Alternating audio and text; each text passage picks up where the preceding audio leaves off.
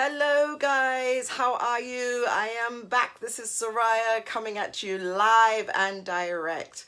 So this is an impromptu video. I love doing impromptus. You know why? Because when I do an impromptu, I know it is coming from the heart. It's coming from the heart. I'm passionate about what I'm going to talk to you guys about. Because the other day I posted, I'm very hot actually, it's a hot day in London, so excuse me if I'm patting the face, but the other day I posted that I had a bit of a meltdown on Sunday. So I wanted to kind of tell you what happened and tell you what I did to get out of that, and also tell you what I learned along the way. So I'm hoping that this is not going to take a long time, but I really wanted to tell you about this because this is just juicy stuff that I found out. So on Sunday, I had a really bit of a meltdown. I just couldn't figure out, you know, here I am, I'm on this fantastic team of people, wonderful set of people. Hi, Maura.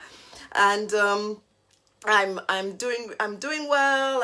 I've cleaned out my garden. Hi, hon. Hi. I've cleaned out my garden. I've done all my weedings. Cleaning out my garden means I've cleaned out my mind of all negativity, and I've got loads of positivity going there. I'm reading a lot of great books. I'm doing all the things that we are all, you know, it's plugged into a great team, and I'm really doing well. And then Sunday, for some reason, I took a nosedive, and I'm like, what is that?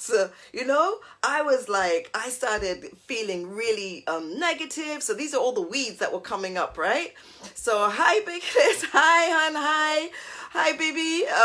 Yeah, so I took this nosedive. I started feeling really negative. All these old paradigms started coming back in my head. I started feeling low. I started feeling, and I'm like, what is going on? Why am I feeling like this, you know? So I needed to figure out how to get out of this mode. First of all, my poor partner, I kind of use him as a punching bag. So he called me and I was like, you know, telling him all the things that I was really disappointed about and really upset about. And I'm like, what is going on, Soraya? What's going on with you? You're not like that. This is a positive you. What's going on? So guys, I needed to reset my brain. And so I sat down and I wrote a few things that I wanted to do to kind of reset my brain. I needed to jog me out of this feeling of, you know, depression. It was like a mini depression state, can I tell you? So I did some motivating things for myself. I emotion coded myself. And then next morning I got up super early, 4:15 in the morning, went for a walk, had a HIIT workout. Just changed, you know, stuff that I would do normally on routine. I normally wake up at 5:30. So this time I said, no, I'm waking up at 4:15, and I felt so much better throughout the day. But it really still bothered me as to the reason why I set back so quickly. And I said, there's got to be something more than this. So I went on my little research path because, you know, Soraya, right? She got to research everything. I have to research it, man. I mean, I research it. And that's where I came up with the Woop, there it is. You guys remember that song, right? Woop, there it is. The word Woop is actually an acronym for wish, outcome, obstacle, and plan. And this right here is a research plan done by a lady called Gabrielle Ointed. Now I can't pronounce her name entirely, but it's Ottigen. She's a leading investigator in the study of visualization and goal achievement. Now, here's the really interesting thing, right? For the past couple of weeks, or I should say couple of months, I have been visualizing. Man, I've been writing my visualizing statement every day. I have been so super into my future, seeing where I want to be and everything. And I did not realize what I was doing to my brain, you know? And that was really interesting. Her investigation says positive fantasies predict poor achievement because they do not generate energy to pursue the desired future. Her intensive research also shows that wishful thinking will often lead to poor decisions. Now, wait a minute. I'm a coach, right? I basically encourage people every day. And I'm like, something has gone past my head on this one, man. This is like new information that's coming in. So here's how it works. Basically, we produce two well-being chemicals in our brain, and dopamine is one of those chemicals that we produce that makes us feel great about ourselves. And we do that through encouragement, positive thinking, positive motivation, positive visualization. So all the positive things actually produces that chemical. So here's the thing, you remember when your mother used to tell you, or your parents or grandparents used to say to you, too much sweet stuff is not good for you, you'll spoil, right? My mom used to tell me that all the time. Don't eat too much of a good thing. You'll start to cry, right? So sad, man. These old people had it, they know what they're talking about. When you joy, as Sharon told me the other day, when you put too much joy, when you have too much emphasis on happiness, you actually trigger an overdose of dopamine in your brain, and it actually produces a negative effect. You actually end up becoming more depressed and demotivated when you got way too much happiness. Now, guys, how weird and how interesting and wonderful is that? Because there are things that we can do, and a lot of research has been done on this, how people achieve. There's got to be a balance. And we always hear about making sure we balance that scale. And we do, but when we have this wonderful big dream of visualization, we have this big dream of visualization, and then we need to leave it there, because we need to be motivated to get to those dreams. Because when you focus on that too much as well, your brain triggers like a mirror. So it's like a mirror effect. I'm seeing myself in the house, I'm seeing myself in the car, I'm seeing myself having great things, I'm seeing myself with loads of money. So the brain does absolutely nothing to achieve it, because in its head, it believes that it's already there, right? So we have to have the overall picture, leave that there, and then start having small, achievable, reasonable goals to step towards that whole vision. And so she calls it a whoop, because it's not just about having achievable goals. It's also about making sure that you look at a contrast of the goals. So here's the interesting thing. I'm like, okay, a contrast. So that means I've got to think of the negative. So you're telling me that negative is actually going to help me? Which I've said before, like fear is your motivator, is your driver. So yes, you have to also have a little bit of the negative aspect of understanding what that is to reach your goals. So if you have because you don't always get your goal down right. Hi, Samantha. You don't always get your goal right, Sometimes you fail on that goal, but it's okay, because you should have made a plan to fail. So like you have plan A, plan B, plan C. So yeah, you got to do plan A, B, and C. Do your SWOT analysis on your goal. So the whoop, there it is wish, outcome, obstacle, and plan. So the steps are, you have your wish, your goal, your vision, your plan, whatever it is that you want to achieve, right?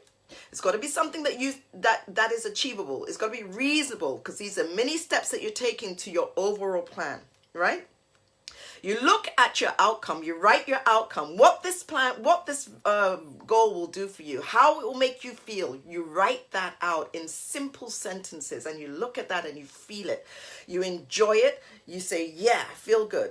Then you write out all the obstacles that will maybe come up, your challenges. You write those out as well. And as you're looking at those, don't get scared. Just understand the feelings that you're having. Like, I'm feeling that right now, because I'm actually telling you guys to do this. So I'm actually feeling it now. And I'm saying I've got to push through this, because at the end of the day, I want success for everybody. So I'm actually feeling that this is a challenge for me, telling you guys this, because I'm supposed to be an encouragement coach. I'm supposed to be helping you be encouraged, and instead it sounds like I'm being a little bit discouraging, but this is not the case. We need to face our obstacles, because we need to plan around the obstacle. We need to be able to visualize us jumping that hurdle, finding ways to get past the obstacle, finding ways to get past the challenge. And then once you see yourself getting past those challenges, you write your plan. Because the plan is what's going to motivate you to the execution of that plan. Because you've already got past the obstacles to reach your goals. So it's a beautiful process, can I tell you? It's really exciting stuff. So once you've written your plan now, you then take that plan and you action it. So you may never get the obstacles or challenges. Yeah, because half the time that we're afraid of something, it doesn't actually happen.